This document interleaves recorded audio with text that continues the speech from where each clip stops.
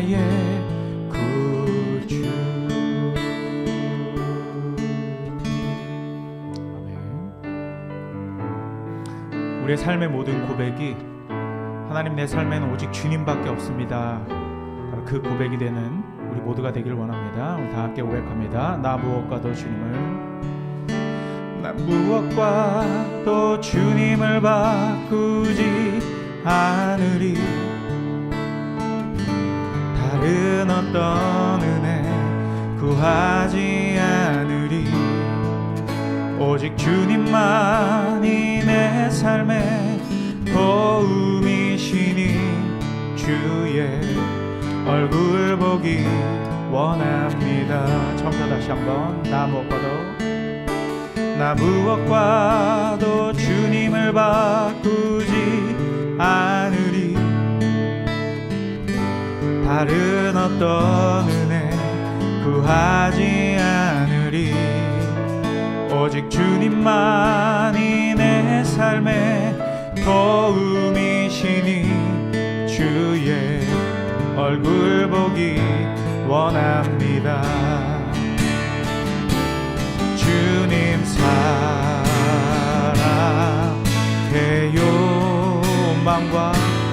온 맘과 정성 다해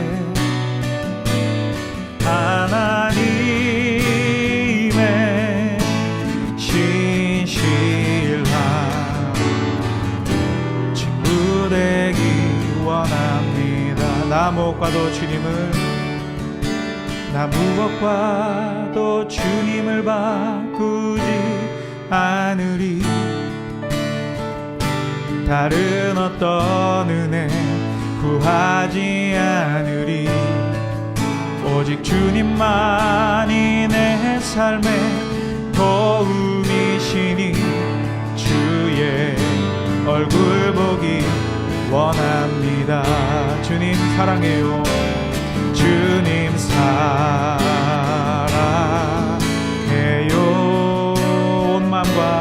온 맘과 정성 다해 하나님의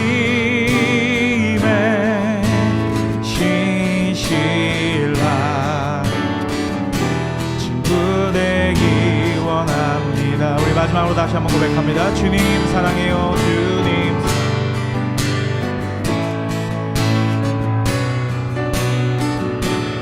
온 맘과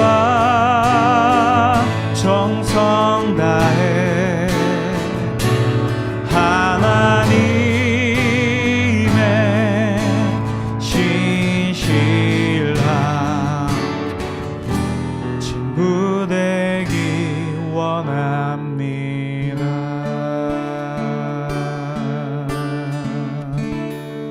우리 시간 다 함께 예배를 위해서 기도하며 나아가겠습니다. 우리 묵상으로 기도합니다. 주님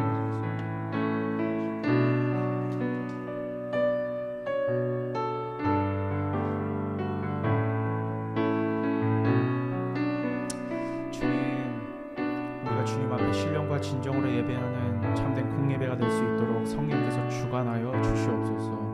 주님, 우리 모든 것을 주님 앞에 맡깁니다.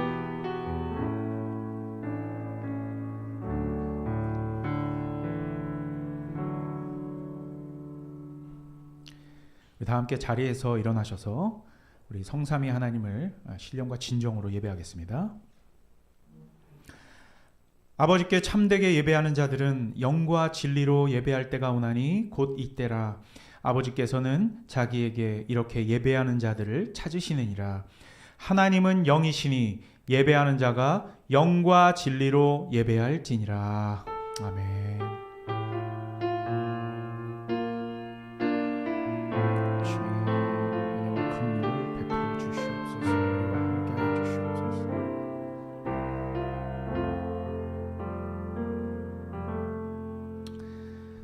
오늘 우리가 함께 봉독할 교동문은 교동문 83번 빌립보서 4장입니다.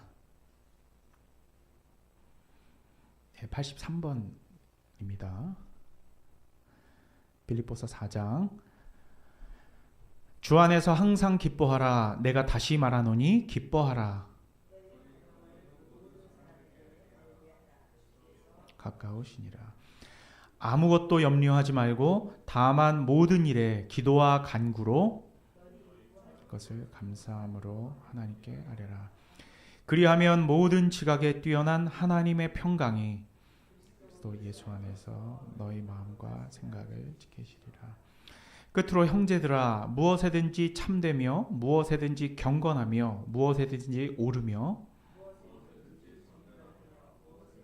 사랑받을 만하며 무엇에든지 칭찬받을 만하며 무슨 덕이 있든지 무슨 기림이 있든지 이것들을 생각하라. 내게 배우고 받고 듣고 함께합니다. 그리하면 평강의 하나님이 너희와 함께 계시리라. 아멘. 사도신경으로 우리의 신앙을 고백합니다. 나는 전능하신 아버지 하나님 천지의 창조주를 믿습니다. 나는 그의 유일하신 아들 우리 주 예수 그리스도를 믿습니다. 그는 성령으로 잉태되어 동정녀 마리아에게서 나시고 본디오 빌라도에게 고난을 받아 십자가에 못 박혀 죽으시고 장사된 지 사흘 만에 죽은 자 가운데서 다시 살아나셨으며 하늘에 오르시어 전능하신 아버지 하나님 우편에 앉아 계시다가 거기로부터 살아있는 자와 죽은 자를 심판하러 오십니다. 나는 성령을 믿으며 거룩한 공교회와 성도의 교제와 죄를 용서받는 것과 몸의 부활과 영생을 믿습니다. 아멘. 찬송가 24장입니다.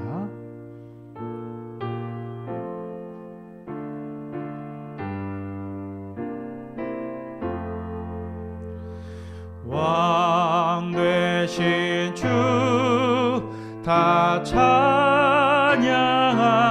찬양하여라. 영광과 존귀 주께 돌리세. 하늘 위에 높이 계신 주님의 말씀 존귀하도다. 소망의 주 다 찬양하여라.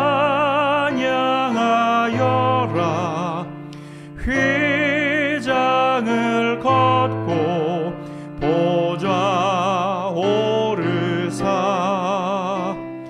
우리 위해 중보되신 주님 날마다 은혜 부어주신다. 거룩한 주 다 경배하여라. 선하신 주께 다 찬양하라. 천사들도 다 경배하여라. 구세주 예수 영원하도다.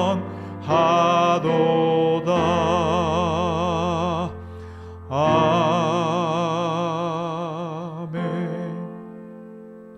다 함께 자리에 앉으시면서 우리 한별 간사님 나오셔서 예배를 위해 우리를 대표하여 기도해 주시겠습니다. 하나님 아버지, 저희 필라델피아가 이 자리에 나와 예배드릴 수 있게 해주심을 감사합니다. 저희가 대부분의 시간을 우리의 삶을 살았다는 것을, 세상의 가치를 바라보며 시간을 낭비하고 있었음을 고백합니다. 주님, 우리의 죄악을 용서해 주시길 바라며 우리를 주님의 자녀로서 살 수 있는 힘과 도움을 주시길 바랍니다. 주님, 저희를 위하여 십자가에 흘린 보혈의 피로 주님의 사랑을 확인하고 자비로우신 주님의 은혜 앞에 다시금 나아갈 수 있는 시간이 될 수 있도록 도와주시기 바랍니다. 성도 중 어려움이 있는 성도의 기도를 들어주시고 예배를 통해 주님을 만나 회복될 수 있는 시간 될 수 있게 도와주세요. 이제 말씀을 전하시는 목사님을 통해 이 말씀이 우리의 생활에서 나타날 수 있도록, 우리의 마음을 열 수 있도록 해주시기 바랍니다. 예수님의 이름으로 기도합니다. 아멘.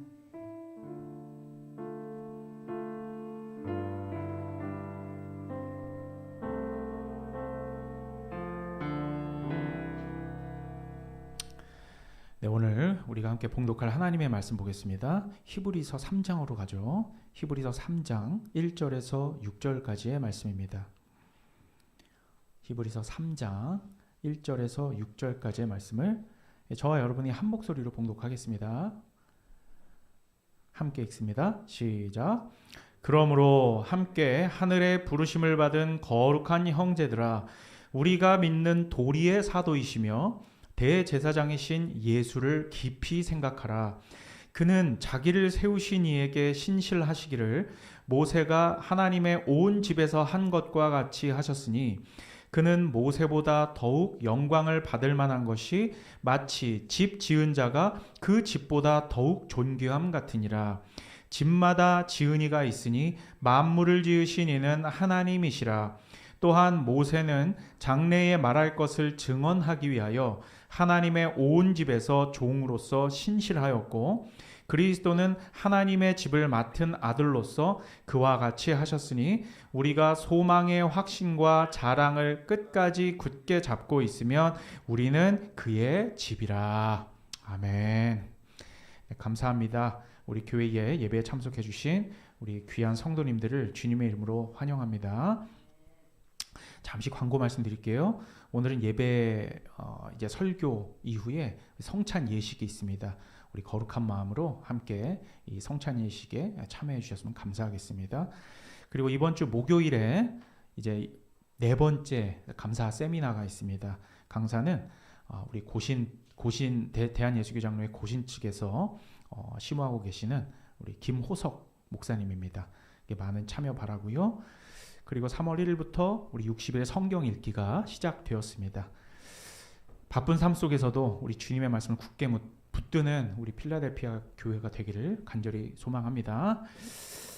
네, 이제 그리고 이제 5번째 개척감사 세미나가 끝난 그 다음 주 수요일, 즉 3월 20일부터 이제 수요 성경 공부가 시작됩니다. 우리 교회는 이 수요 성경 공부가 굉장히 중요한 어떤 신학적인 모토가 되는 그런 시간입니다. 그래서 우리 교회 교인들은 모두 참여해 주시기를 바랍니다. 3월 20일부터 시작하고요. 개혁신앙 기본진리라고 하는 이 책이 있습니다. 생명의 말씀사에서 나온 책인데, 이 책은 개인적으로 자비로 모두 구입하셔서 이 공부에 참여하시기를 간절히 바랍니다. 기도하겠습니다. 거룩하신 하나님 아버지, 우리의 모든 것은 다 주님의 것입니다. 이 시간 우리가 마음을 다하여 여러 가지 모양으로 주님께 봉헌한 예물들이 있다면 오직 주님의 나라와 몸된 교회를 위해 쓰여지게 하시고, 하나님의 뜻대로 소명을 받아 각자의 일터에서 열심히 일하는 자들, 그 손이 마르지 않게 하여 주시옵소서. 우리 필라델피아 교회를 통하여 영광받기 원하시는 주님, 그 누구도 하나님의 영광을 가로채어 자신의 영광으로 취하지 않게 하시며, 교회와 성도들의 삶을 통해 존귀하신 예수 그리스도의 이름만 드러나게 하여 주시옵소서. 예수 그리스도의 이름으로 감사하며 기도드리옵나이다. 아멘. 자, 이제 하나님의 말씀 한번 봅시다. 자, 오늘 이제 히브리서 5번째 시간이고요. 제가 지난 시간에는 우리 주님의 체휼하심에 대해서 살펴보았습니다. 그죠? 지난 시간 내용을 잠시 복습을 한번 하자면, 그리스도께서는 우리와 같은 육신의 모양으로 오셔서 형제라 칭함받기를 부끄러워하지 아니하시고 완전한 인간으로 오셨다라고 밝혔습니다. 그러므로 그분께서는 우리를 온전히 체휼하실 수 있고, 그러므로 또한 우리의 온전한 위로가 되실 수 있다라는 것입니다. 특별히 그리스도께서 이 땅 가운데 오신 두 가지 이유를 제가 설명드렸죠. 첫 번째, 마귀를 멸하시기 위해서, 그리고 두 번째는 우리를 해방하시기 위해서. 자, 이 모든 것들을 이루심은 무엇을 통하여? 예수 십자가를 통하여. 그렇죠? 그리고 부활, 십자가와 부활로만 가능한 것인데, 제가 항상 십자가를 논할 때는 부활이 그 안에 있다는 걸 꼭 기억하시기 바라요. 죽으시기만 한다면 그것은 아무런 의미가 없는 거예요. 죄와 사망의 권세에서 우리를 해방하시려면 반드시 부활하셔야 됩니다. 그래서 십자가와 부활은 항상 붙어가는 거죠. 자, 그래서 이 십자가와 부활로 주님께서 이것들을 완벽히 수행하셨습니다. 또한 제가 마지막 말씀드렸던 대제사장과 화목 제물이 되신 것, 그죠? 거룩하게 하시느니 거룩하게 함을 받느니로 표현한 그 모든 설명 가운데 사실은 대제사장과 제물로 설명을 했고, 이것을 다시 말하면 예수님께서는 하나님 되심으로만이 아니라 인간 되심으로도 우리 구원에 필요한 모든 것을 만족시켰으므로 우리를 넉넉히 구속하실 수 있다라고 우리가 함께 살펴보았습니다. 여기까지가 지난 시간 복습이에요. 자, 이제 오늘 본문을 한번 살펴볼 텐데 제가 1절부터 차근차근 살펴보겠습니다. 오늘은 성찬 예식도 있기 때문에 예배가 조금 늦게 끝날 수 있음을 양해하시기 바라요. 자, 오늘 보면 1절부터 보면 그러므로라고 되어 있습니다. 그러므로라고 하는 접속사는 우리나라 말로는 되게 한정적으로 사용되지만 이 헬라어 접속사는 이 호덴이라고 하는 헬라어에 해당되는데 이것을 이제 굳이 영어로 하자면 for which reason입니다. 그러니까 그러한 이유 때문에 for which reason, 그러니까 which가 그 전에 나오는 어떤 그 선행되는 내용들을 말하는 거겠죠. 그래서 그러한 이유 때문에 정도로 해석이 되겠습니다. 즉 호대는 지금까지 말한 전체적인 내용을 앞으로 이어질 내용의 이유와 근거로 사용하겠다라는 말이죠. 그래서 그러한 이유로, 그런데 그러한 이유가 뭡니까? 어떤 그러한 이유예요? 그리스도께서 우리를 온전히 체휼하심의 이유로, 제가 지난 시간에 설교했던 그 설교의 전체 내용, 그 때문에 이제 이러한 내용으로 보시면 되겠습니다. 자, 그리스도께서 육신으로 오셔서 우리를 온전히 체휼하심이 이제는 앞으로 이어질 진술들의 이유와 근거가 된다라는 것입니다. 자, 그리고 이제 히브리서 저자는 처음으로 수신자들을 이렇게 불러요. 이제 호칭이 달라졌는데 그게 어떤 거냐면 거룩한 형제들아. 그러므로 거룩한 형제들아. 그 전에는 거룩한 형제라고 부르지 않았어요. 자, 이 호칭 자체가 2장에서 말하고 있는 많은 부분들을 설명해 주고 있는 것입니다. 2장까지 히브리서 저자는 수신자들을 그냥 우리라고 통칭해서 부르긴 했지만 이제는 우리일 뿐만 아니라 우리가 누구인지에 대해서 이 호칭이 설명을 하는 거예요. 이제는 예수 그리스도의 사역으로 말미암아서 변화된 정체성을 드러내고 있는 겁니다. 자, 2장에서 살펴봤던 우리라고 하는 사람들은 그래서 어떤 사람들입니까? 예수로 말미암아 거룩하게 하심을 입은 자들. 제가 지난주에 호이 하기아조메노이, 그죠? 현재 수동분사.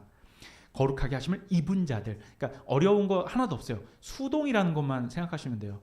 우리는 거룩하게 열심히 노력을 해서 되는 게 아니라 거룩하게 하신 그 분으로, 능동적으로 거룩하게 하시는 분으로 인하여 거룩하게 함을 입은 자들.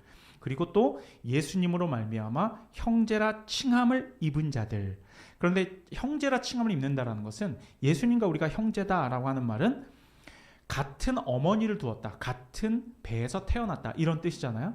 그러니까 한 근원에서 나왔다는 것인데 예수님께서 이렇게 칭함받기를 부끄러워하지 아니하셨다라고 우리가 지난주에 살펴봤죠. 그렇기 때문에 이제 3장에서는 이를 압축해서 이제 우리를 부르는 호칭이 달라진 거예요. 거기에 거룩한이 붙습니다. 거룩한 형제들이라는 호칭이 성립이 되는 것입니다. 왜냐하면 우리가 거룩하게 되었고 예수 그리스도와 함께 형제라 칭함을 받기 때문에 우리는 이제 거룩한 형제들이 된 것이다. 그리고 이 말은 예수님과 관련된 형제라는 말이지 그냥 그저 그런 세상 사람들의 친목에서의 막 형제, 뭐 브라더 이런 의미가 아니라는 겁니다. 굉장히 깊은 의미가 있는 것이죠. 그렇죠? 한마디로 예수의 피, 십자가와 부활 아니면 결코 성립될 수 없는 형제들이라는 말이죠. 자, 그리고 이제 이 거룩한 형제들은 또한 하늘의 부르심을 받은 거룩한 형제들입니다.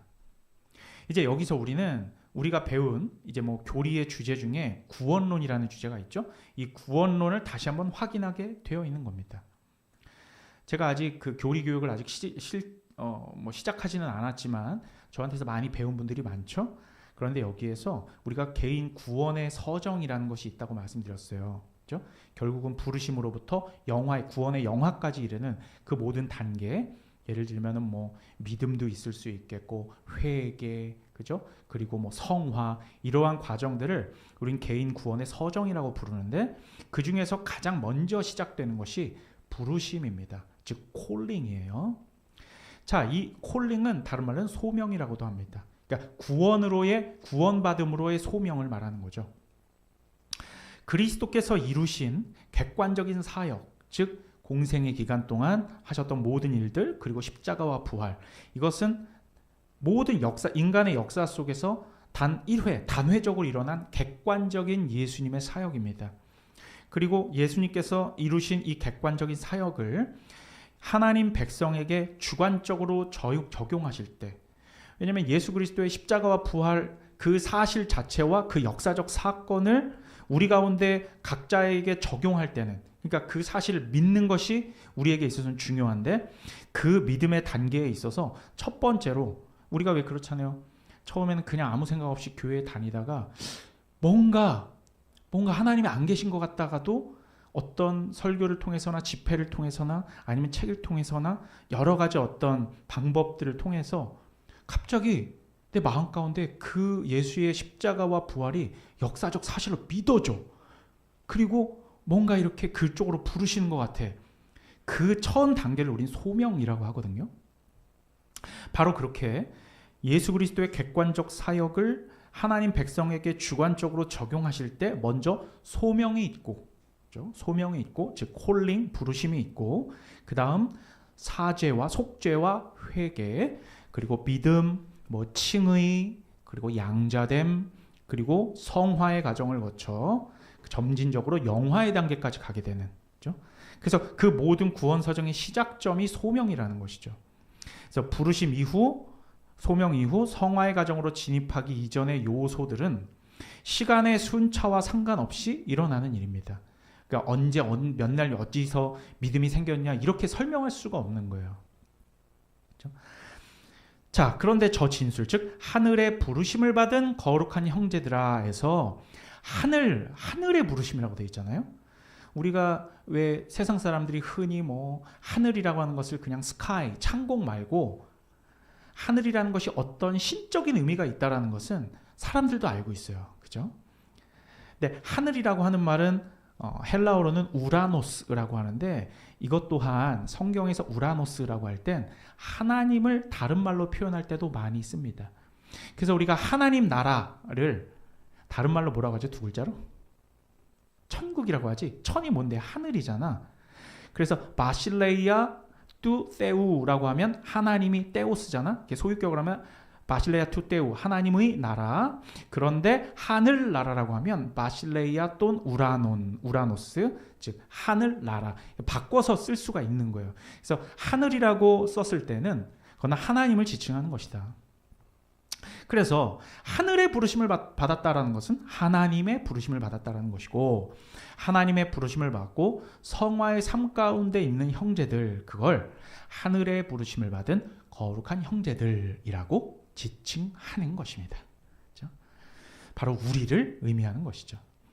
자, 히브리서 저자는 이렇게 정체성을 드러내는 호칭으로 수신자들을 부르면서 이제 이들에게 당부를 하고 있어요. 뭐라고 당부하고 있습니까? 우리가 믿는 도리의 사도이시며 대제사장이신 예수를 깊이 생각하라. 자, 이 진술도 이제 쪼개서 설명을 드릴게요. 다 잘 들어보세요. 그냥 그런가 보다 하고 넘어갈 수 있는 말씀이 아닙니다. 자, 먼저 우리가 믿는 도리의 사도. 이게 뭐냐? 우리가 믿는 도리. 이건 제가 지지난 그 히브리서 강해 때 설명을 드렸죠.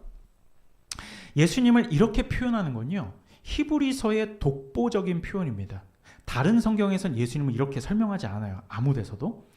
제가 기억하실지 모르겠지만 제가 히브리서 강의 두 번째 시간에 유념함으로 떠내려가지 않게 하라. 기억나요?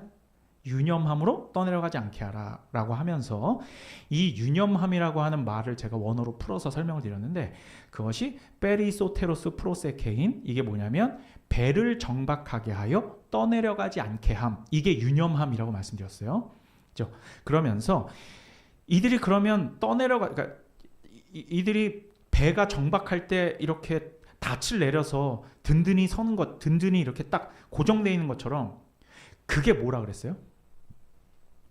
그들이 가지고 있는 신앙의 내용, 즉 신앙 고백이라고 말씀드렸죠. 그래서 이들이 지금 유념하지 않고 있는 것, 그것은 바로 신앙 고백, 즉 신앙의 내용이라는 것을 제가 설명을 드렸습니다. 자, 그래서 우리가 믿는 도리에서 이 도리가 헬라어로는 호모로기아, 이것이 곧 고백, confession이라고 제가 말씀을 드렸죠. 즉 오늘 본문은 우리가 믿고 있는 이 신앙 고백의 사도가 바로 예수님입니다 라고 설명하고 있습니다. 우리가 믿는 신앙 고백, 우리가 지금 예배 서두에 우리가 뭘 고백했습니까? 사도신경을 우리의 신앙 고백으로 고백을 했죠. 그러면 그 신앙 고백에서, 즉 사도신경에서 우리가 고백했던 그 내용 자체, 이것의 사도가 바로 예수입니다. 혹은 우리가 지금까지 배웠던 많은 교리들, 뭐 하이델베르크 신앙 고백, 혹은 뭐 벨직 신앙 고백, 혹은 웨스트민스터 신앙 고백 같은 그러한 신앙의 고백들의 우리 신앙의 내용의 사도가 바로 예수입니다라고 말씀하는 거죠. 자, 그러면 이제 사도라고 했을 때 우리가 사실 사도가 누구예요? 사도. 성경을 통해서 우리가 알고 있는 사도는 예수님의 12 제자들을 우리가 사도라고 알고 있었죠. 그런데 이 사도를 원어로 하면 아포스톨로스라고 해가거든요. 그리고 영어로는 아퍼슬이라고도 하고, 다 이제 영어는 많은 단어들이 헬라어에서 왔기 때문에.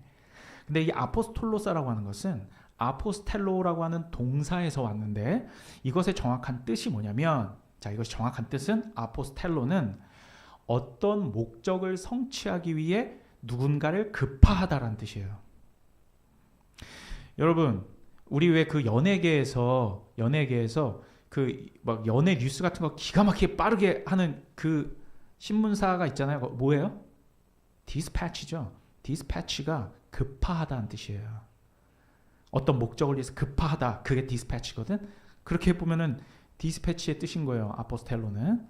그죠? 어떤 목적을 성취하기 위해서 급파하는 거. 그러면 사도, 즉 아포스톨로스는 어떤 그 목적을 성취하기 위해 보냄을 받은 자라는 뜻입니다. 그게 사도의 원어적 뜻이에요. 자, 그럼 정리하면 우리가 믿는 도리, 호모로기아의 사도라는 것은 우리가 믿는 진리, 교리, 신앙 고백, 이것을 또 다른 말로 하면 하나님의 뜻, 하나님의 뜻을 성취하기 위하여 보냄을 받은 분, 그것이 바로 우리의 도리, 우리가 믿는 도리의 사도이시다, 이렇게 설명할 수 있는 겁니다.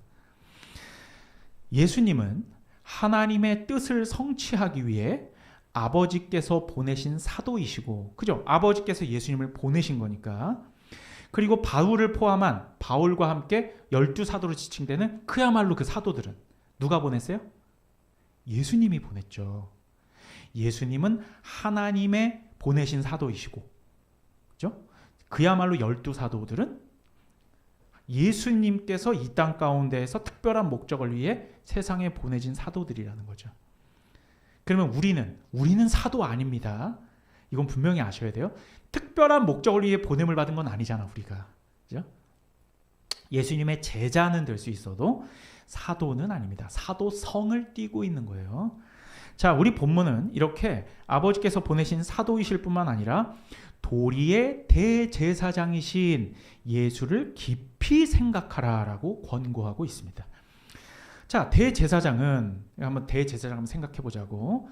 대제사장은 성막으로 우리가 보면 대제사장의 그 주된, 다른 제사장과는 다른 주된 업무가 뭡니까?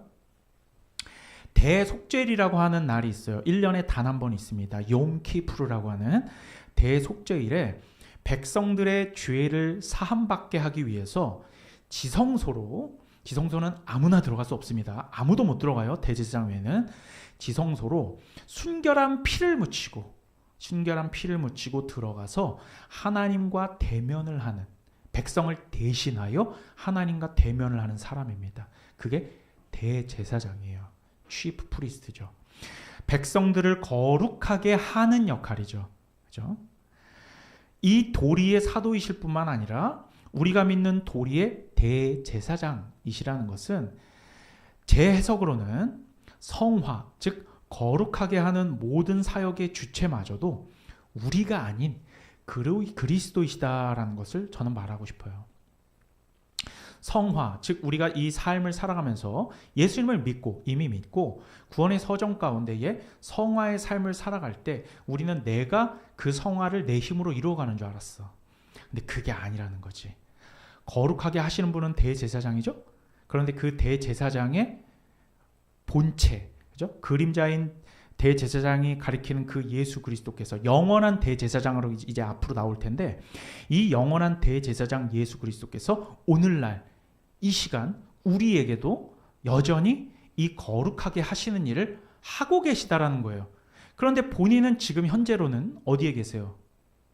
지금 현재 우리가 지금 살아가고 있는 땅 가운데서 하늘에 계시잖아. 그러면 우리 이 땅 가운데에서 이 거룩하게 하시는 일을 대제사장이신 예수께서 하신다고 했는데 누가 하는 거야 그걸? 성령이 하시는 거죠. 우리의 교리가 이렇게 연결되어 있는 겁니다. 성령께서, 즉 아버지와 아들이 보낸 성령께서, 곧 예수님께서, 성령이 하시는 일은 곧 예수께서 하시는 일이거든요. 그래서 우리를 오늘날도 성화의 과정, 즉 거룩하게 하시는 일을 하신다. 그렇죠? 바로 이 예수 그리스도를 깊이 생각하라 라는 겁니다. 이 말씀은 그냥 가만히 앉아서 그냥 그저 그런 예수님을 생각하라 라는 말씀이 아니고, 잘 들으셔야 돼요. 이 예수를 깊이 생각하라 라고 하는 것은 NIV 성경을 보면 이렇게 되어 있습니다. Fix your thoughts on Jesus라고 되어 있어요. Fix, 고정해. Your thoughts, 너의 모든 생각을 on Jesus, 예수 그리스도 위에. 그렇죠? 너의 생각을 우리가 믿는 도리의 사도이시며 대제사장이신 예수께 고정해라라는 겁니다. 그렇죠? 예수님을 우리의 삶 속에서 하게 되는 모든 생각의 기준과 모토가 되게 하라라는 것입니다. 이게 얼마나 중요한 얘기입니까? 그렇죠? 자, 이제 1절 끝났습니다. 이제 1절 끝났어요. 2절로 넘어갑니다. 그런데 제가 1절에서 그냥 넘어간 부분이 있어요. 그것은 2절에서 같이 설명하려고 일부러 말하지 않았는데, 아까 제가 하늘의 부르심을 받은 거룩한 형제들을 설명할 때 이와 평행한 앞에 부분 한 단어를 제가 다루지 않았습니다. 그게 어떤 말인지 아세요? 잘 보세요. 그게 함께입니다. 함께. 히브리서는 우리 그리고 함께를 대단히 강조하는 서신서예요. 우리를 강조해, 히브리서는. 그리고 함께를 강조해요. 투게더를. 자, 우리는 여러분, 우리 형제 자매들이 함께 부르심을 받아 거룩하게 된 것이죠. 주의 형제 자매들이 함께 모여 있으면 우리는 그것을 뭐라고 부릅니까? 그렇지. 역시 여러분들은 정말 주의 말씀에 사로잡힌 자들이야. 정말 잘 기억하고 있네요. 그것을 에클레시아, 교회라고 합니다. 그렇죠? 그러면서 우리 본문은요, 그리스도와 모세 그리고 교회에 대한 진술을 하고 있는 거예요. 그리스도와 모세 그리고 교회. 자, 이제 2절을 보면 예수님과의 비교 대상으로 누구를 거론하고 있습니까? 모세를 거론하고 있죠. 자, 이스라엘 백성들이, 이제는 출애굽으로 갑시다. 출애굽 현장. 자, 이스라엘 백성들이 함께 출애굽을 해서 광야로 나갔을 때 그것을 스데반은 뭐라고 불렀어요? 스데반이 기억해요? 그냥 광야 교회라고 불렀다고 그랬잖아. 광야 교회. 그 우두머리가 누구였어요? 광야 교회에 모세였죠. 출애굽 백성들을 교회라고 칭한 성경이 있습니까? 라고 묻는 분들이 계시지만 우리는 다 알고 있죠. 스데반의 설교를 통해서. 그리고 그것은 우리가 이미 살펴보았습니다. 사도행전 7장 38절을 보면 이렇게 돼 있어요. 신의 산에서 말하던 그 천사와 우리 조상들과 함께 광야 교회에 있었고 또 살아있는 말씀을 받아 우리에게 주던 자가 이 사람이라. 이 사람 모세. 그러고 보니 모세의 사역을 돌아보면 여러분, 예수님과 닮은 부분이 되게 많다. 예수님께서 하늘 보좌를 버리고 육신으로 오셔서 우리의 형제라 불려지기를 부끄러워하지 아니하셨죠. 그런데 우리가 모세의 삶을 한번 살펴볼까? 모세는 따지고 보면 어떤 사람이었어요? 혈통은 그렇지 않지만 왕족이었습니다. 이집트의 왕자였는데 자신의 백성들을 긍휼히 여겨서, 물론 예수님과 똑같다라는 건 아니에요. 흠이 많은 사람입니다, 이 사람도. 하지만 그 어떤 그림자로서 보자면 모세는 예수 그리스도의 어떤 생애를 어느 정도 그림자로 비추고 있다는 거야. 일단 이집트 왕자였는데 백성을 긍휼히 여겨서 어쨌든 유대인의 형제로 돌아왔죠. 자기가 형제로 불려지기를 부끄러워하지 아니하였잖아, 그지? 그리고 예수님께서 이 땅 가운데 오신 이유가 마귀를 멸하고 형제들을 해방하기 위함이라고 했지. 제가 지난주에 근데 모세의 삶을 보면 어떻습니까? 모세도 이집트의 바로를 때려잡고 유대인들을 그 종된 애굽에서 해방시키기 위해서 모세를 부르셨잖아. 그죠? 그러면 히브리서는 대단히 치밀하게 쓰여진 책이거든. 우리는 그렇게 2장에서 마귀를 멸하시기 위해서 그리고 우리를 해방하시기 위해서 보냄을 받은 예수 그리스도를 배웠는데 3장에 오니까 그 그림자로 모세를 그러니까 이 진짜 기가 막힌 거죠. 그죠? 정말 치밀하게 쓰여진 거예요. 그리고 나서 백성들을 광야로 데리고 나갔는데 그게 스데반은 뭐라고 불렀다고요? 광야? 교회라고. 그러면 모세는 교회의 우두머리가 된 거예요. 예수님께서도 우리를 죄와 사망의 권세에서 이끌어내셔서 우리 교회의 우두머리가 되셨잖아요. 자, 궁극적인 거룩한 보편교회의 머리 되신 분은 예수 그리스도, 광야교회의 우두머리가 모세였던 것처럼 그렇게 비슷한 부분을 등장시키면서 히브리서는 우리가 모세와 비교하도록, 예수님을 모세와 비교하도록 우리를 몰아가고 있는 거예요. 자, 사실은 비슷한 부분이 많기보다는 말씀드렸다시피 모세는 예수 그리스도를 그림자로 보여주기 위해 구약에서 하나님이 사용한 도구일 뿐이었죠. 그런데 우리가 알다시피 이스라엘 사람들은 모세라는 이 인물을 어느 정도로 생각해요? 최고의 선지자. 자기 민족 가운데 최고의 어떤 인물이 있다면 유대인들은 모세를 꼽습니다. 물론 다윗도 있고 하지만 최고는 모세예요. 모세 위에 선지자는 없어요. 그런데 오늘 히브리서는 우리에게 이 모세보다 뛰어나신 그리스도를 설명해 줄 거예요. 자, 우리가 살펴본 히브리서 1장에서는 예수 그리스도의 우월성을 설명하기 위해서 누구와 예수님을 비교했어요? 기억해봐. 누구보다 뛰어나신? 천사, 그렇지. 천사보다 우월한 예수님을 비교했다가 천사는 말도 안 되게 그냥 부리는 종에 불과하다라고 결론 내렸죠. 기억나죠? 물론 모세도 마찬가지인데 당연히 모세도 말도 안 되게 예수님과 비교할 수 없는 뛰어난 선지자지만, 그런데 우리가 한번 생각해봐. 왜 모세냐? 왜 하필? 아브라함도 있고 다윗도 있고 엘리야도 있는데. 그런데 여러분, 제가 말씀드렸다시피 모세는 유대인들에게 있어서 특별한 존재입니다. 국부와 같은 존재예요. 국부와 같은 존재. 미국에서도 국부와 같은 존재가 있잖아요. 그죠? 일대 대통령. 누굽니까? 일대 대통령이. 제가 기억은 잘 안 나지만 뭐 벤자민 프랭클린 같은 그 몇 명이 있잖아. 이제 독립선언문이 쓴 사람. 일대 대통령이 누구지? 어쨌든.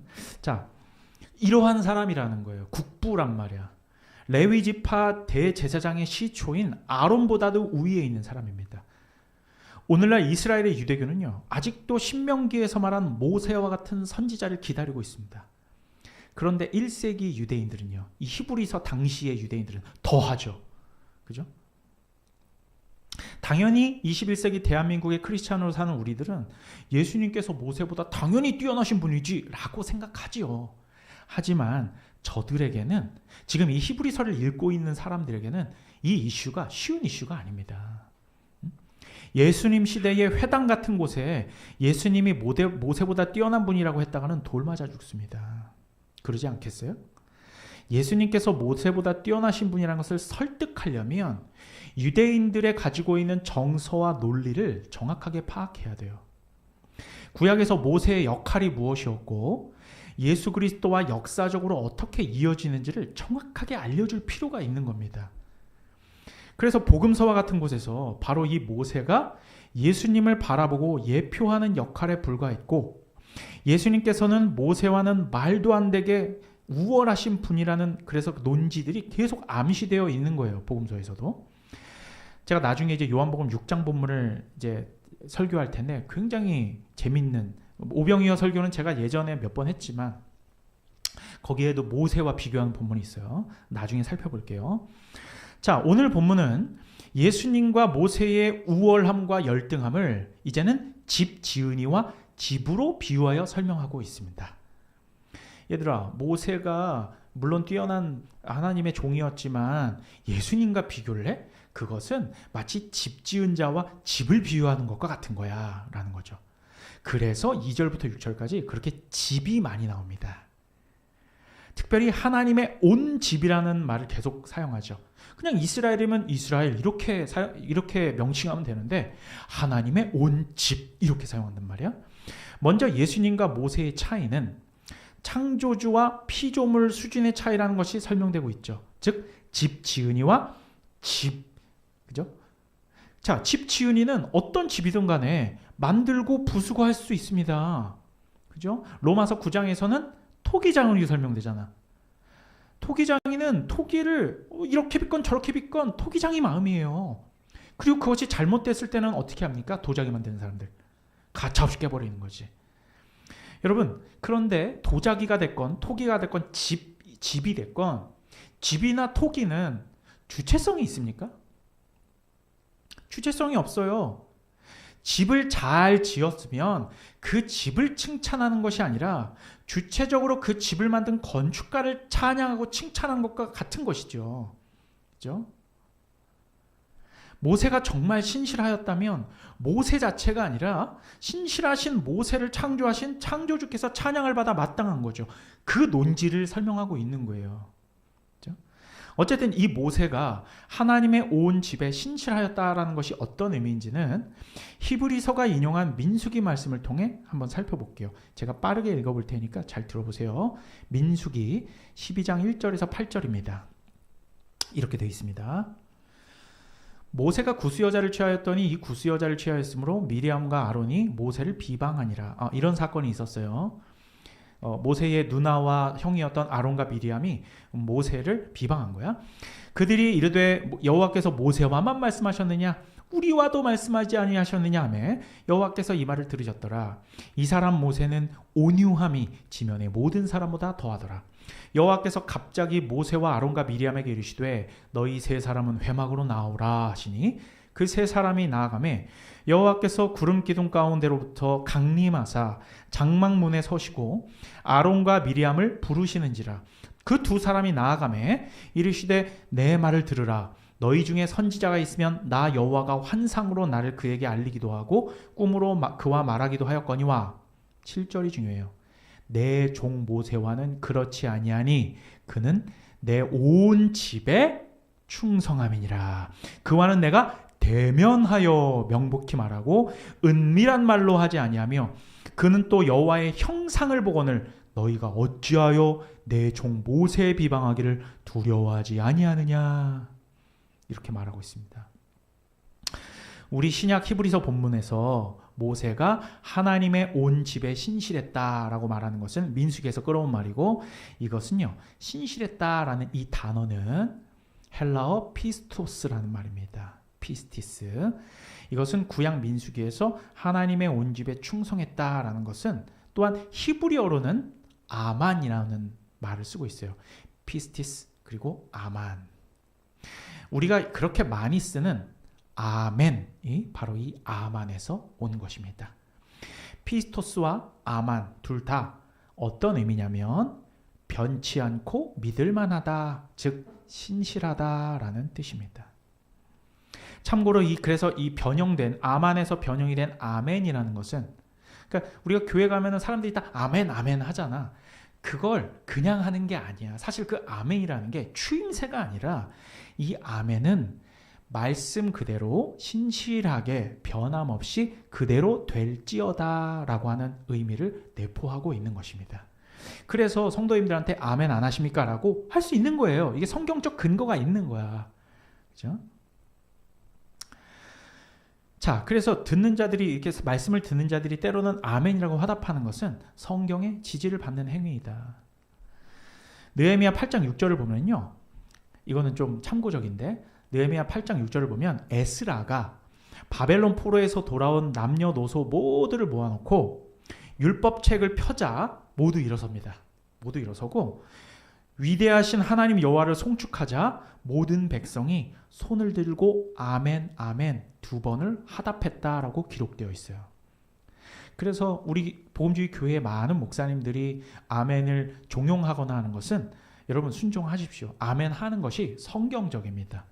왜? 느헤미야도 백성들에게 주의 말씀을 펴고 주님을 송축하고 선포하자 백성들이 아멘 아멘 하고 2번이나 그렇게 선포했던 그러한 근거가 있기 때문이에요. 그렇죠? 자, 그래서 넘어가서 그래서 모세가 하나님의 온 집에서 신실했다라는 진술은 민수기의 문맥 속에서 보면 모세의 형이었던 아론과 또한 누나였던 미리암이 모세가 구스 여인을 취하자, 구스는 이제 에티오피아, 이제 아프리카 사람을 말하는 거예요. 구스 여인을 취하자 모세를 흉보고 비방하게 되었고, 이를 지켜본 하나님께서 모세, 아론, 미리암 셋 다 불러서 아론과 미리암 앞에서 모세를 변호하시면서 하신 말씀입니다. 모세는 그만큼 하나님께 아만한 사람이었어요. 믿을만하고 신실하다라는 인정을 받은 사람이면서 하나님의 집에 없어서는 안 될 중요한 존재였다라는 것이 민수기를 통해서 분명하게 증거되고 있죠. 즉 하나님 집에 기둥과 들보의 역할을 했던 사람이 바로 이 모세라는 것입니다. 자, 그래서 구약에서 하나님의 온 집이라고 하는 표현은 신약에서는 우리가 교회론을 배웠죠? 제가 교회론 강의할 때 여러분 교회는 2가지 차원에서 볼 수 있다고 말씀드렸습니다. 어떤 교회와 어떤 교회가 있습니까? 가시적 교회와 비가시적 교회. 비가시적 교회는 거룩한 보편교회. 바로 하나님의 온 집이라고 설명된 이 구약의 표현이 신약으로 오면 궁극적으로는 뭘 설명하는 겁니까? 비가시적 교회, 거룩한 보편교회를 말하는 것입니다. 그리고 구약에서 이 하나님 백성들의 기둥과 들보의 역할을 했던 것이 바로 모세였죠. 그죠? 기둥과 들보가 왜 중요합니까? 왜 그래요? 그냥 간단하게 생각해서 기둥을 확 빼버렸어. 어떻게 돼요? 집이 무너지는 겁니다. 그만큼 없어서는 안 돼. 그냥 그 존재 자체인 거예요. 그죠? 하지만 이렇게 중요한 역할을 한 신실한 모세인데, 그런데 그리스도와는 사실상 비교 자체가 의미가 없다. 이 말을 히브리서가 하고 있는 겁니다. 그 집을 지은 분이, 그러니까 저와 모세는 아주 필요하고 중요한 사람이었어. 기둥이었고 들보였어. 그런데 예수님은 기둥과 들보가 아니야. 어떤 분이라는 거예요? 그 집을 지은 분이라는 거예요. 그치? 우리가 뭐 이렇게 차 좋아하는 사람들은, 여러분 우리가 뭐 BMW 뭐 760 시리즈가 있다고 해. 엄청 비싼 차입니다. 그리고 모닝이 있어요. 그치? 이 2개를 비교하는 걸로 우리가 비교하려고 하잖아. 그런데 예수님은 이렇게 BMW 760 같은 분이야. 엄청 비싼 차고. 그렇게 비교하지 말라라는 거예요. 예수님은 뭡니까? BMW 오너라는 거예요. BMW 오너와, 그러니까 지분을 100% 갖고 있는 오너, 그냥 대주주 정도가 아니야. 그냥 100% 지분을 다 갖고 있는 오너와 모닝을, 그 한 대 모닝을 어떻게 비교하느냐. 차라는 것에 있어서는 어느 정도 이렇게 공통점이 있을 수 있지만, 그러니까 모세는 잘 만들어진 BMW 760일 수는 있어도 그 모세를 비교할지 몰라도 예수 그리스도는 BMW 오너야 라고 말하고 있는 것과 같은 거예요. 집을 지은 분. 자, 오늘 말씀 5절과 6절을 보면 더욱 극명하게 드러납니다. 이스라엘 민족의 지도자이며 심지어 장래일을 예언하기까지 했던 선지자였던 위대한 모세는 사실 하나님의 이 온 집에 뭐에 불과했고? 종에 불과했어요. 그리고 그리스도는 이 하나님의 집을 맡은 아들이라는 거예요. 종과 아들을 어떻게 비교합니까? 그치? 즉 아들은 나중엔 뭐가 돼요? 집 주인이 되는 거거든. 그치? 여러분 유대인들에게 있어서 모세보다 높은 사람은 없어요. 모세보다 높은 존재는 하나님밖에 없거든. 그런데 히브리서는 계속 모세는 집에 불과하고 예수님은 그 집을 지은 분으로 말하고, 또한 모세는 그 집의 종에 불과하고 예수 그리스도는 그 집의 아들, 주인 아들로 말하고 있는 겁니다. 그러면 곧 예수님은 누구라는 말입니까? 예수님이 하나님이라는 겁니다. 이렇게 성경은요, 여기에서 교리가 도출되는 거야. 그지? 여기서 교리가 도출되는 거야. 이런 성경의 해석을 통해서 처음에 어떤 웨스트민스터 신앙고백서나 이런 게 없을 때 우리가 성경을 쭉 읽어봤더니 아들과 아버지가 동일하시네? 이게 드러나게 되거든. 이렇게. 그러면 결국은 우리는 이렇게 고백하는 거야. 성경을 다 읽어보니 삼위일체가 맞고 성부와 성자 성령이 동일 본질이시구나 라는 것을 성경에서 도출해내게 되는 거죠.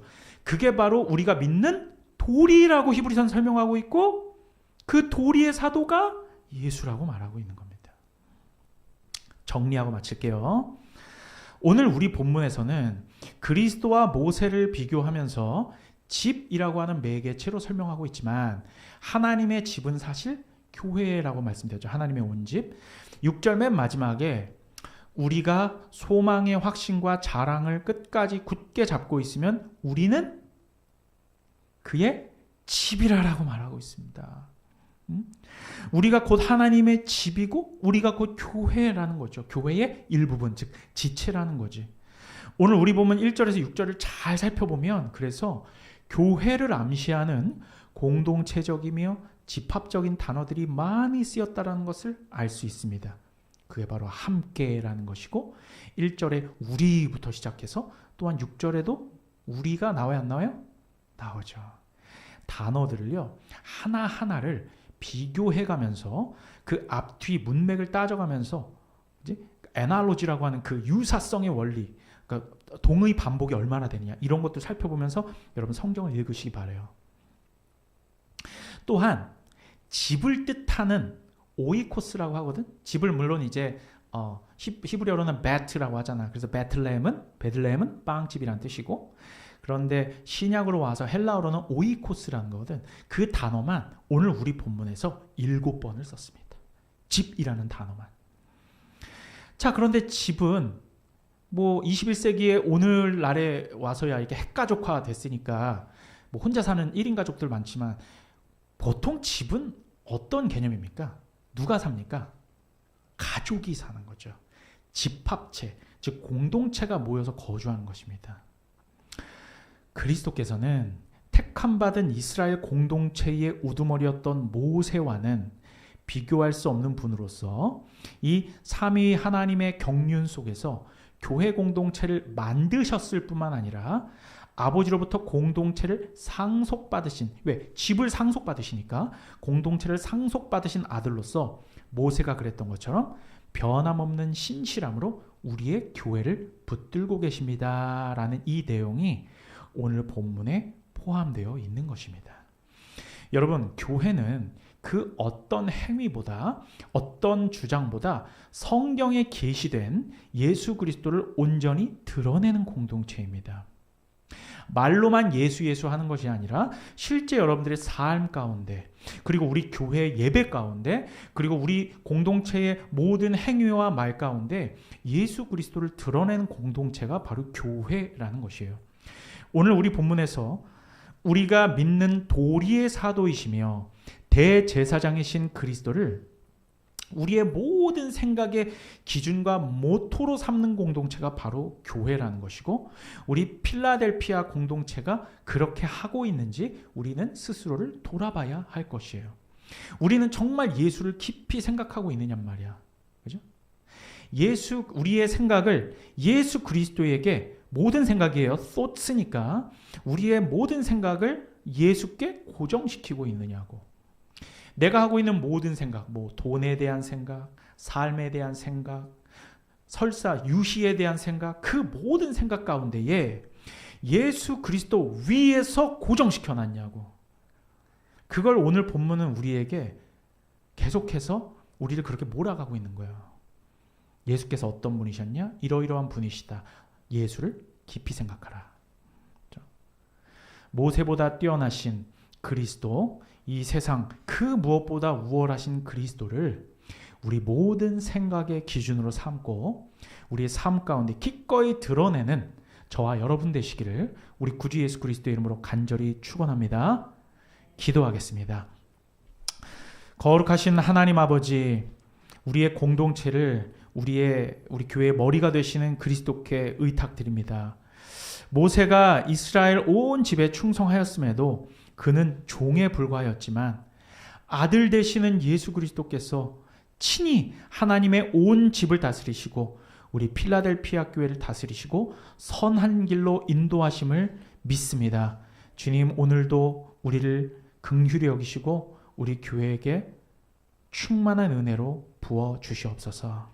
하나님, 이제 성찬 예식을 진행하려고 합니다. 주의 몸과 피를 우리가 나누며 예수 그리스도의 십자가와 부활을 기념하는 귀하고 복된 시간 될 수 있도록 인도하여 주시옵소서. 감사드리며 예수님의 이름으로 기도드립니다. 아멘. 성찬 예식 진행하겠습니다. 성찬위원들은 앞으로 나와주시기 바랍니다.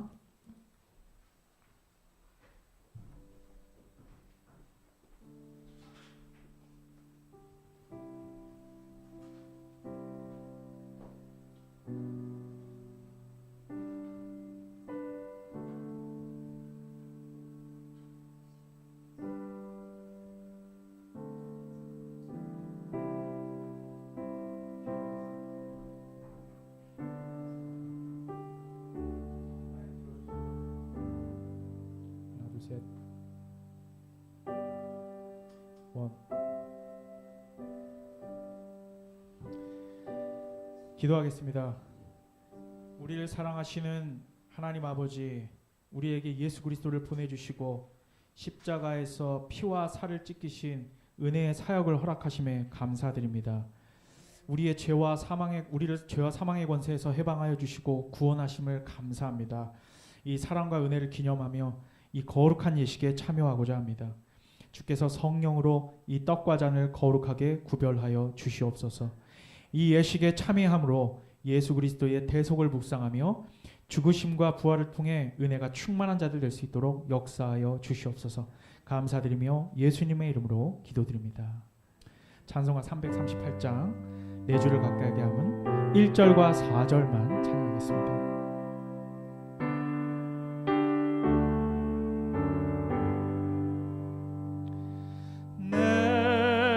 주를 가까이 하게 함은 십자가 짐 같은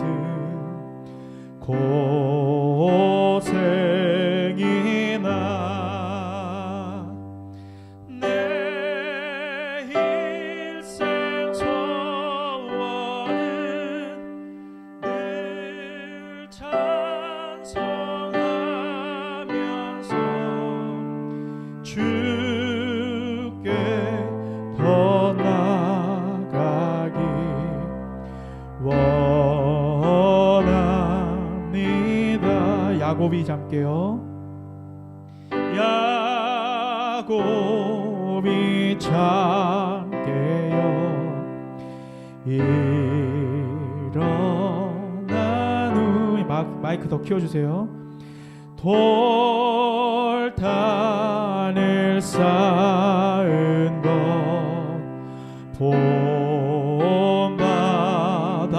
본받아서 숨질 때 되도록 늘 찬송하면서 주께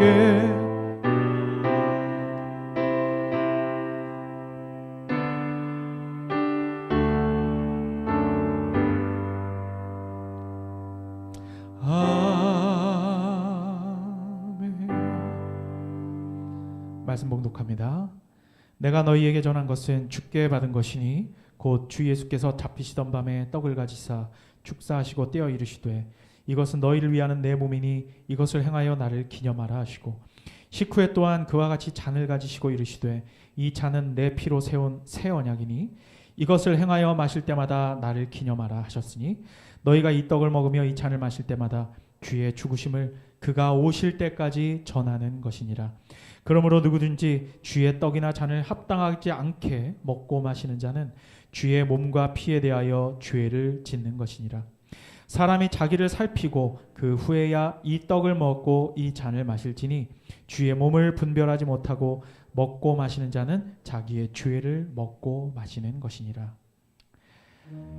이 예식은 주 예수께서 친히 세우셨으며 그리스도를 기념하여 그의 재림하기까지 그 죽으심을 기념하게 하는 예식입니다. 이 예식은 세례 교인만이 떡과 잔을 받을 수 있습니다.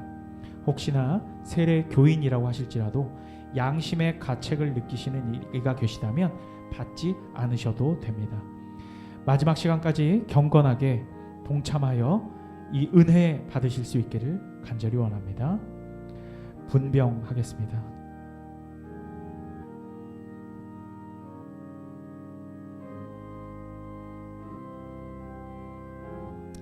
분병 기도합니다.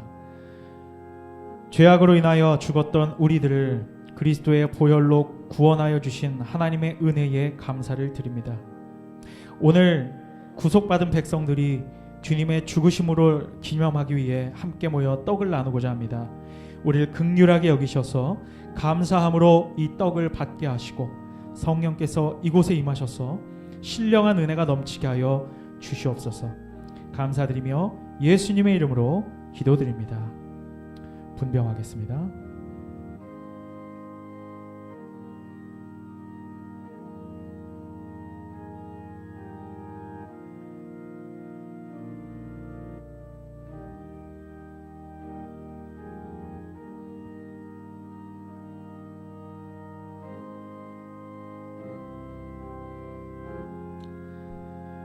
죄악으로 인해 죽었던 우리들을 그리스도의 보혈로 구원하여 주신 하나님 감사드립니다. 진실로 진실로 너희에게 이르노니 믿는 자는 영생을 가졌나니 내가 곧 생명의 떡이로라. 너희 조상들은 광야에서 만나를 먹어서도 죽었거니와 이는 하늘로서 내려오는 떡이니 사람으로 하여금 먹고 죽지 않게 하는 것이라. 이는 하늘로서 내려온 사한 떡이니 사람이 이 떡을 먹으면 영생하리라. 나의 줄 떡은 곧 세상의 생명을 위한 내 살이로라 하시니라.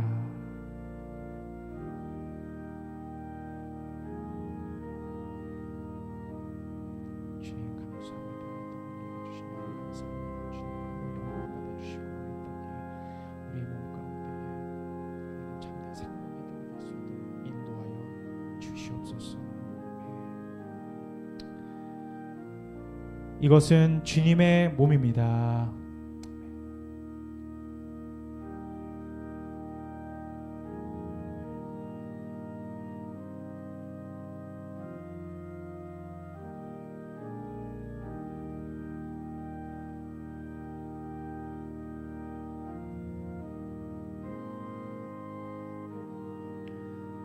분잔하겠습니다.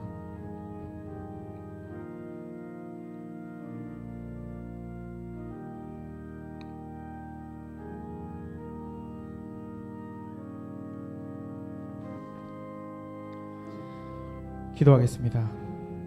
식후에 잔을 가지시고 축사하셨던 주님, 오늘 이 자리에도 같은 복을 내려 주시옵소서. 이 잔을 마시는 모든 사람들의 마음과 생각과 말과 행동이 주님 안에서 정결케 하여 주시고 여러 가지 죄악에서 지켜주시며 더욱 새 힘을 얻어 주의 죽으심과 부활하심을 오실 때까지 전하게 하여 주시옵소서. 한 사람도 이 신앙에서 낙오됨 없이 영생을 얻게 하여 주시옵소서. 어떤 환난과 역경 속에서도 이 믿음을 지키는 사람들 될 수 있도록 인도하여 주시옵소서. 분잔하겠습니다.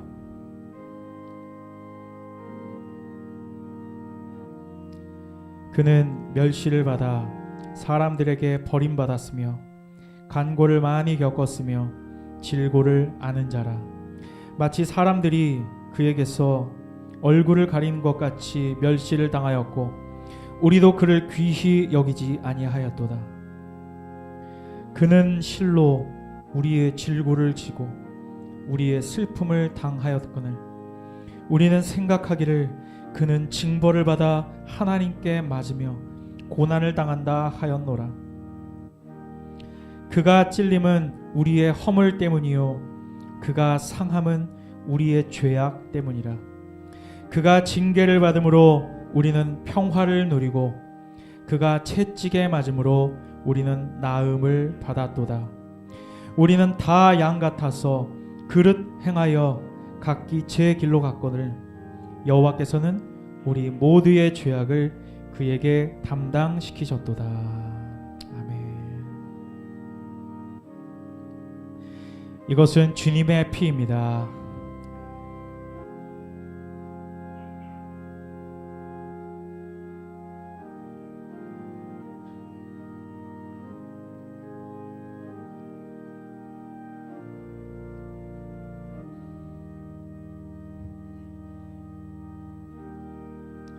기도하겠습니다. 어제나 오늘이나 변함없이 살아서 역사하시는 하나님 아버지, 우리를 죄와 죽음에서 구원하시기 위하여 독생자를 아끼지 않고 내어주신 사랑에 감사드립니다. 우리가 주님과 연합함으로 우리 안에 내주하시는 성령으로 인하여 성화의 삶을 살며 주의 살과 피를 나누어 주시는 만찬에 참여하게 하심을 또한 감사드립니다. 우리의 살아가는 날 동안에 범사에 감사하게 하시고 우리의 모든 삶을 바쳐 주께 영광 돌리는 삶 살 수 있도록 인도하여 주시옵소서. 그 무엇보다 먼저 그의 나라와 그의 의를 구하는 삶 살 수 있도록 역사하여 주시옵소서. 우리를 구원하신 우리 주 예수 그리스도의 이름으로 간절히 기도드리옵나이다. 아멘.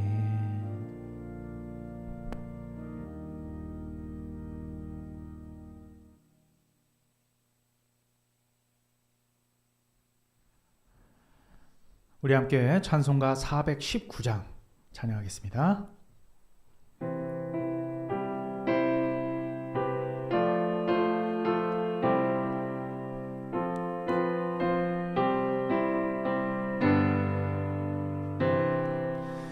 주 날개미 내가 편안히 쉬네.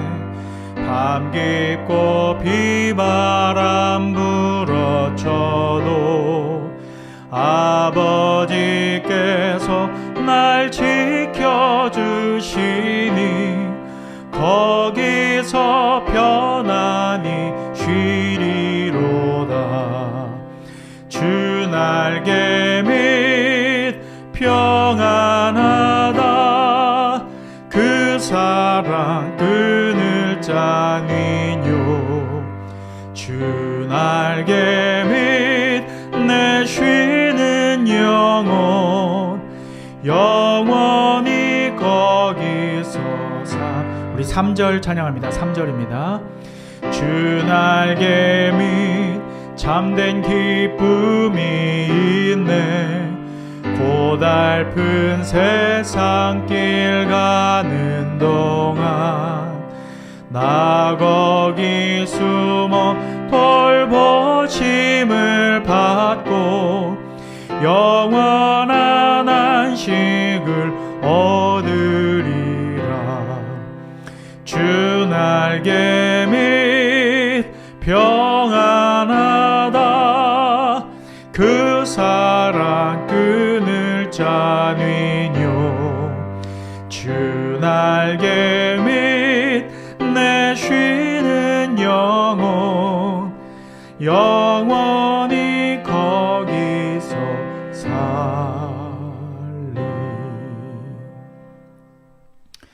지금은 우리 주 예수 그리스도의 은혜와 아버지 하나님의 극진하신 사랑과 성령의 교통 충만 내주 역사하심이 모세보다 뛰어나시며 우리 교회의 머리 대신 그 우리 주 예수 그리스도께 모든 생각을 고정시키고 우리의 삶을 맡겨드리기 원하는 여기 있는 모든 주님의 권속들 위해 지금부터 영원토록 함께 하시기를 우리 주 예수 그리스도의 이름 받들어 간절히 축원하옵나이다. 아멘. 감사합니다. 주님 홀로 영광 받아 주시옵소서.